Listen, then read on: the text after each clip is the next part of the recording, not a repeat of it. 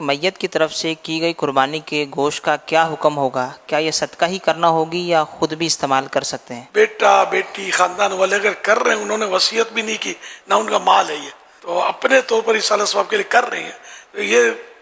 جنہوں نے قربانی انہی کی ملک ہے، خود کھائیں دوسروں کو کھلائیں، صدقہ کرنا واجب نہیں ہے۔ اگر فوت ہونے سے پہلے جیسے والد صاحب نے، والدہ نے، کسی نے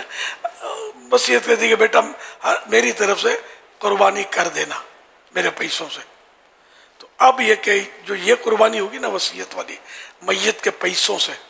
تو اس کا گوشت، پوست جو بھی ہے، پوست مانے کھال، یہ سب صدقہ کیا جائے گا، خود استعمال نہیں کر سکتے، اور کسی غنی یعنی ایسا شخص جس پر زکوٰۃ فرض ہو جاتی ہو وغیرہ، اتنی رقم جس کے بعد نصاب کی قدر رقم ہو، تو وہ اس کو بھی نہیں دے سکتے۔ جن کو زکوٰۃ دی جا سکتی ہے ایسوں کو دینا ہوگا، خواہ پورا جانور ہی اٹھا کے دے دیں،